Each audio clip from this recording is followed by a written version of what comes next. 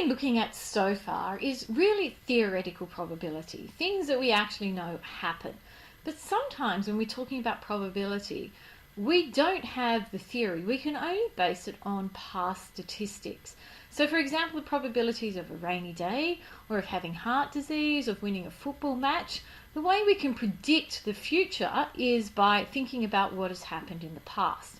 So the experimental probability of an event is a probability based on repeated trials of the same experimental situation. So experimental probability of an event is the frequency of the event over the total frequency. So let's have a look at this. To answer questions like this, you're going to be given the actual probabilities in terms of you're going to be given the frequency because it's like an experiment has occurred. So let's have a look at this. These are some accidents that occurred in Gordon last night, and this here is telling you what happened. So between midnight and 4 a.m. there were 4 accidents, between 4 a.m. and 8 a.m. there were 13, between 8 a.m. and noon was 17, between noon and 4 p.m. 20, between 4 and 8 23, and so on. Based on these results, what is the experimental probability of a car accident in Gordon occurring between midnight and 8 a.m.? So what we've got here are all my frequencies, but what we need is a total. And a total, remember, is a sum when we add them all up. So if I was to total all of these, if I add them all up, 4 plus 13 plus 17 and so on, what we have is we have 84. Remember this sign here, this meant the sum, or we know it is as the total. So between midnight and 4 a.m. So between midnight and 4 a.m. is this one here, and it occurred 4 times. So from this, to answer my question, part A, the probability of an accident between midnight and 4 a.m. And so nice to actually say what we're doing. It occurred 4 times. Out of all the possible accidents is 84. So the probability of it occurring is, simplifying this by placing it in our calculators, 1 out of 21. And that's how simple this is. So to do part B, between the probability of between 8 a.m. and 4 p.m., we go to our table and we have a look at between 8 a.m. and 4 p.m. So 8 a.m. is here and 4 p.m. is here. So there's 2 things happening. So the probability is going to be 17 and the 20 all over 84. And if we work that out and simplify it, we get 37 out of 84. That's how simple it is.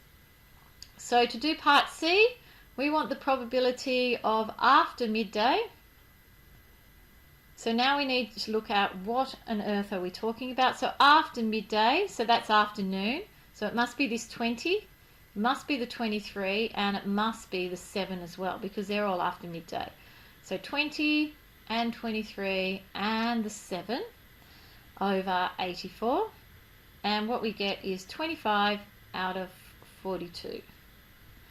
And then to do the very last one, let me choose a colour. I'm going to do it up here because I'm running out of room. Earlier than 8 p.m. So if we want earlier than 8 p.m., so that's a probability of earlier than 8 p.m., that would be all of these, would it not? But another way of doing it is 1 minus the probability, and this is our complementary events again, after 8 p.m.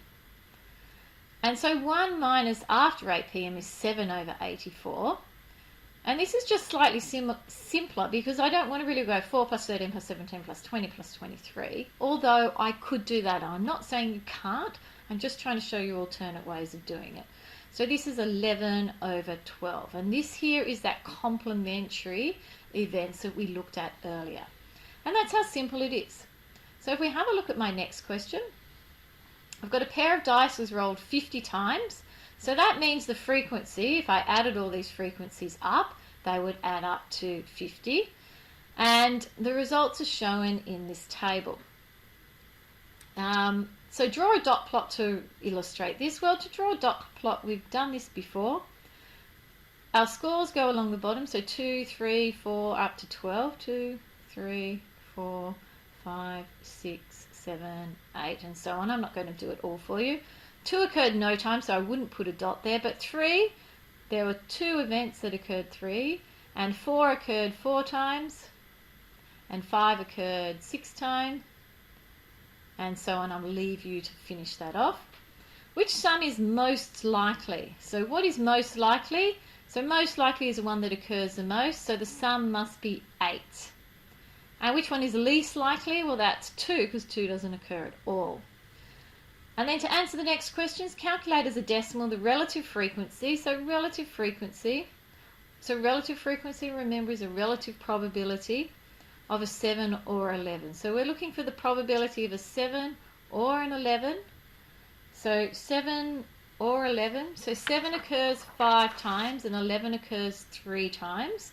So all up, this has to be 5 plus 3 all over 50, because we know the whole probability is 50.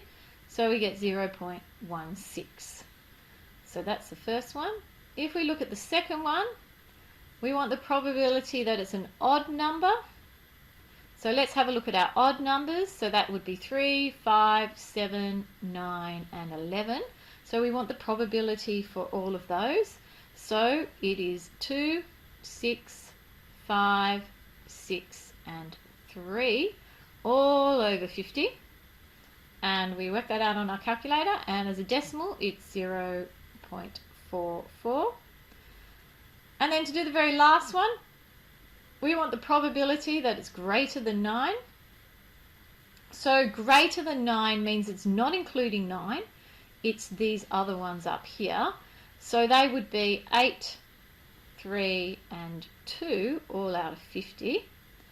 And if we work that out, we get 0.26. So it's also very interesting, also something you should know, is how we can actually get random numbers on our calculator. So if I was to do a random number, and I want a random number on my calculator, because random numbers and relative frequency go hand in hand, to do this, what I can do is I can go Shift Random, which is down here, and if I want a number less than 100, I'm going to do times 100, and I'm going to do plus 1. And we're going to get some random numbers, and we're going to ignore the decimal point. So if I press equals, here's the number of 100. 14, 11, 92, 90, 32, 34, 48, and so on. So what I could do also, if I wanted to do a number less than 10, I could go Shift, Random, times 10, plus 1, and press equals, and we've got 10, 1, 2, 9, 10, 9, 8, 4, 4, 9, and so on. And this is some random numbers. So sometimes when you're trying to do some experiments or when you're working in your textbook, you're going to need this random number. And this is a good way of developing some random numbers on your calculator. Okay, if you've got any questions, you know where to find me.